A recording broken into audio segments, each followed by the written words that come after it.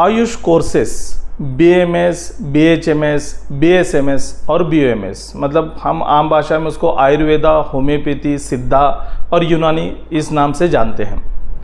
इनमें अगर एडमिशन आपको लेना है तो उसके लिए क्या आसान प्रोसेस होगी, कौन कौन से रास्ते हैं और किस काउंसलिंग से आपको जाना होगा जिससे आपका एडमिशन जो है 100% कन्फर्म होगा। इसके लिए आपको ये जानना ज़रूरी है कि 3 तरह के कॉलेजेस होते हैं, एक तो गवर्नमेंट कॉलेज, प्राइवेट कॉलेज और डीम्ड यूनिवर्सिटी। अब तीनों कॉलेजेस में किसने जाना चाहिए और क्या स्कोर पर जाना चाहिए वो तो हम जानेंगे, लेकिन एक बात समझ लीजिए, एक एग्जाम्पल के तौर पे हर कॉलेज के हम ऐसे अज्यूम करते हैं कि 100 सीट्स हैं, आयुष कोर्सेज़ के लिए 100 सीट्स हैं, तो उन सीट का डिवाइडेशन होता है। जैसे मान लीजिए गवर्नमेंट कॉलेज के 100 सीट्स हैं तो उसमें 85 सीट्स होम स्टेट से भरे जाएंगे और 15 सीट जो है 15 सीट्स ऑल इंडिया से भरे जाएंगे। प्राइवेट कॉलेज में भी 85 सीट होम स्टेट से, 15 सीट भी होम स्टेट से, लेकिन वो सभी के लिए होते हैं। और डीम्ड यूनिवर्सिटी के 100% सीट्स जो है वो ऑल इंडिया काउंसलिंग से फिल होते हैं। चलिए शुरुआत करते हैं हम गवर्नमेंट कॉलेज से।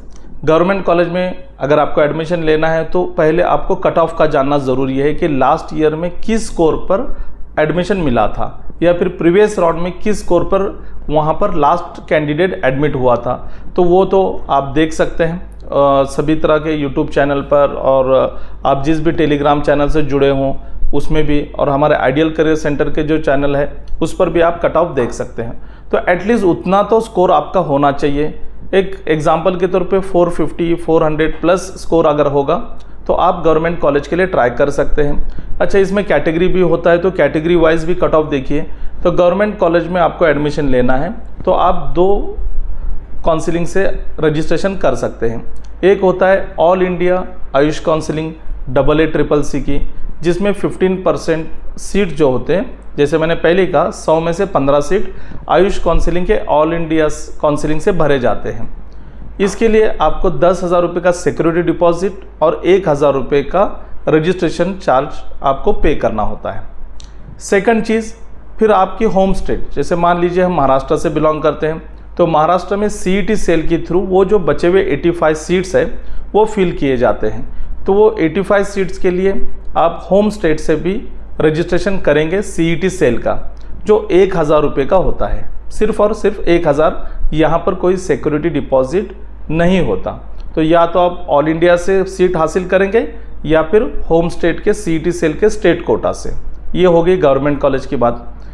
अब प्राइवेट कॉलेज के लिए 100 सीट है, 100 में से 85 सीट्स जो है वो आप होम स्टेट काउंसलिंग जैसे CET सेल है इसके थ्रू भर सकते हैं, अप्लाई कर सकते हैं। यहाँ पर भी आपको रजिस्ट्रेशन 1,000 ही है, लेकिन अगर आप इंस्टीट्यूट कोटा से जाना चाहते हैं तो फिर वो 1,000 के बजाय आपको 6,000 रुपये की फ़ीस पे करनी होती है। इंस्टीट्यूट कोटा क्या होता है इसका मैंने वीडियो भी बनाया था, आप देख सकते हैं, डिस्क्रिप्शन में लिंक डिस्क्रिप्शन में दे रहा हूँ। आपकी फ़ीस अगर मान लीजिए 2 लाख रुपए है तो इंस्टीट्यूट कोटा में फ़ीस 6 लाख हो जाती है। ये किसने करना चाहिए रजिस्ट्रेशन? तो ये रजिस्ट्रेशन जिनका स्कोर कम है और पता है कि हमें स्टेट कोटा से मेरिट के हिसाब से सीट नहीं अलॉट होने वाली, तो वो इस रजिस्ट्रेशन को कर सकता है। 6,000 का इंस्टीट्यूट कोटा, और 1,000 रुपये के लिए तो कोई प्रॉब्लम नहीं है, वो सभी लोग करते हैं। अब ये 85% सीट्स जो है स्टेट कोटा से फिल किए जाएंगे। फिर जो बचते हैं 15 सीट वो ऑल इंडिया कोटा, लेकिन CET सेल का महाराष्ट्र स्टेट का ही होगा, बट उसमें पार्टिसिपेट महाराष्ट्र के साथ साथ ऑल इंडिया के स्टूडेंट भी कर सकते हैं। ये होता है ऑल इंडिया 15% प्राइवेट कोटा, मतलब सिर्फ और सिर्फ प्राइवेट कॉलेज के लिए। इसके लिए आपको सिक्योरिटी डिपॉजिट देना पड़ता है 50,000 का, और 2,000 रुपये रजिस्ट्रेशन फ़ीस आपको पे करनी होती है। इसके सिर्फ और सिर्फ 2 राउंड होते हैं, और 2 राउंड में जो सीट वेकेंट होंगे वो फिर से स्टेट काउंसलिंग में आपके लिए आ जाएंगे। लेकिन अगर आप पहले राउंड में अगर सीट आपको मिलती भी है और आप नहीं रिपोर्टिंग नहीं करते या फिर आपको सीट नहीं मिलती, तो ऐसी सूरत में आपके 50,000 रुपये सिक्योरिटी डिपॉजिट जो है रिफ़ंड हो जाएगा। बट सेकंड राउंड में अगर आपको सीट अलॉट होती है और वो आप रिपोर्टिंग नहीं करते तो ऐसी सूरत में आपके 50,000 रुपये जब्त किए जाएंगे। ये हो गया प्राइवेट का। अब डीम्ड यूनिवर्सिटी जो होती है, डीम्ड यूनिवर्सिटी बहुत कम है आयुष के लिए, 4 से 6 महाराष्ट्र में सिर्फ 4 है और ओवरऑल देखेंगे तो 9 डीम्ड यूनिवर्सिटीज़ हैं ऑल ओवर इंडिया में। तो इन डीम्ड यूनिवर्सिटी में अगर आप आयुष कोर्सेज के लिए एडमिशन लेना चाहते हैं तो सबसे पहली बात तो ऑल इंडिया का जो गवर्नमेंट कॉलेज और डीम्ड का रजिस्ट्रेशन होता है, all India counselling 15% government quota और 100% डीम्ड यूनिवर्सिटी का कोटा। तो यहाँ पर आपको 50,000 रुपये डिपॉजिट और 5,000 रुपये रजिस्ट्रेशन फ़ी पे करनी होगी और आप सभी कॉलेजेस यहाँ पर चॉइस फिलिंग में सिलेक्ट कर सकते हैं। बट फीस जो होती है इसकी बहुत ज़्यादा होती है, 4.5 लाख से लेके 5.5 लाख, मतलब 4.5 से 5 लाख के दरमियान या कहीं कहीं 5.5 लाख रुपए पर ईयर होती है। हॉस्टल भी थोड़ी सी फीस उनकी ज़्यादा होती है कि डीम्ड यूनिवर्सिटीज़ हैं। तो ऐसे अगर आप अफोर्ड कर सकते हैं तो आप इस कोटा के थ्रू भी रजिस्ट्रेशन करके अपनी सीट कंफर्म कर सकते हैं। यहाँ भी वही क्राइटेरिया है कि अगर आपको सीट अलॉट होती है और आप ज्वाइनिंग नहीं करते तो आपके जो सिक्योरिटी डिपॉजिट है वो जब्त की जाती है। अब मैं आपको पहले बता दूं कि ऑल इंडिया के गवर्नमेंट कोटा जो 15 सीट्स के लिए जो होता है उसके लिए 4 राउंड होते हैं। उसी तरह स्टेट का 85% सीट के लिए भी 4 राउंड होते हैं। प्राइवेट के लिए भी जो स्टेट का होता है वो 4 राउंड होते हैं, लेकिन 15% प्राइवेट के लिए सिर्फ 2 राउंड होते हैं। डीम्ड के लिए भी 4 राउंड होते हैं। अब बात आती है अदर स्टेट।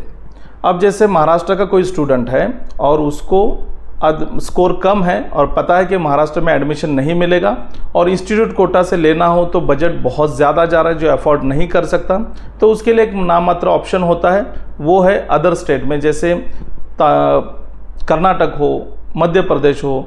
तो ये अदर स्टेट में जहाँ BAMS BHMS के लिए एडमिशन अगर लेना हो तो वहाँ के काउंसलिंग का जो राउंड होता है उसमें आपको रजिस्ट्रेशन करना पड़ता है। हर स्टेट की रजिस्ट्रेशन फ़ीस अलग होती है, किसी की 500, किसी की 1000, किसी की 2000 और हर एक के रूल्स भी अलग अलग होते हैं। जैसे मैं कर्नाटका की बात करूँ तो कर्नाटका में ऑल ओवर इंडिया के सभी स्टूडेंट पार्टिसिपेट कर सकते हैं।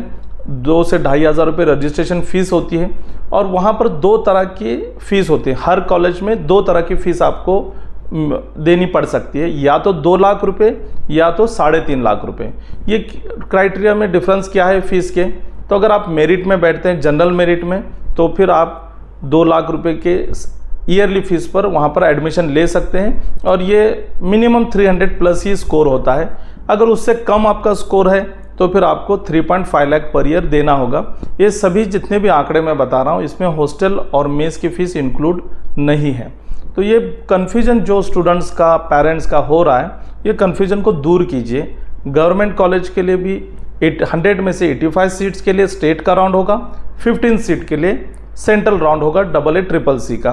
प्राइवेट के लिए दोनों राउंड स्टेट के होंगे, लेकिन एक राउंड में सिर्फ स्टेट के स्टूडेंट पार्टिसिपेट कर सकते हैं। 15 सीट के लिए अदर स्टेट के भी स्टूडेंट पार्टिसिपेट कर सकते हैं। और डीम्ड के लिए तो एक ही राउंड होता है, वहाँ पर आपने रजिस्ट्रेशन करना है अगर आपको डीम्ड लेना है।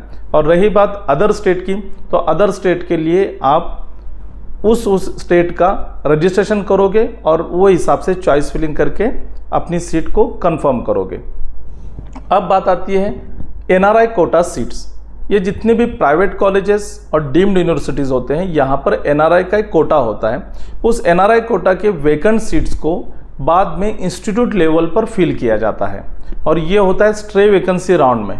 अगर आपका बजट ज़्यादा है, मतलब थोड़ा सा आप हाई रेंज की तरफ जा सकते हैं, तो ये एक अच्छा ऑप्शन होता है कम स्कोर वालों के लिए कि आपको किसी भी हाल में अपना साल वेस्ट नहीं करना है और आपको रिपीट नहीं करना है, तो आप NRI के वैकेंट सीट्स के लिए जा सकते हैं। आइडियल करियर सेंटर का हमारा जो काउंसलिंग प्रोग्राम है, अगर आप इसमें शामिल होना चाहते हैं तो नीचे एक गूगल फॉर्म की लिंक दी हुई है।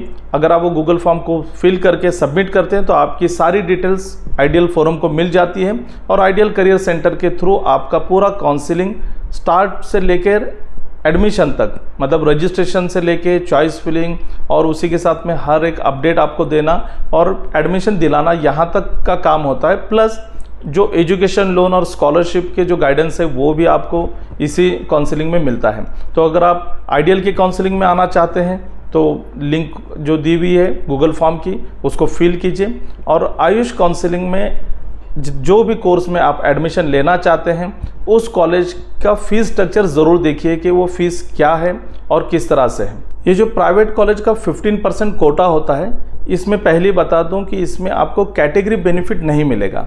जैसे गवर्नमेंट कॉलेज की फ़ीस बहुत कम होती है, 25,000 से लेकर 50,000, मतलब 50,000 है और आप EBC, OBC या किसी भी कैटेगरी से बिलोंग करते हैं तो उस कैटेगरी का बेनिफिट आपको मिलता है। बट प्राइवेट कॉलेज में भी आप स्टेट काउंसलिंग के थ्रू जब जाएंगे, जो 85% कोटा होता है, तो वहाँ पर भी आपको कैटेगरी का बेनिफिट मिलेगा।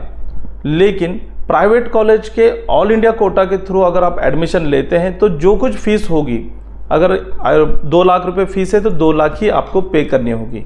हाँ, स्टेट का जो स्कॉलरशिप होती है, सेंट्रल गवर्नमेंट की जो स्कॉलरशिप होती है, उसके लिए बाद में आप अप्लाई कर सकते हैं, उसका बेनिफिट आप उठा सकते हैं, इसमें कोई प्रॉब्लम नहीं है।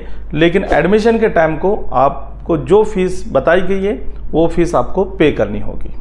चलिए, शुक्रिया।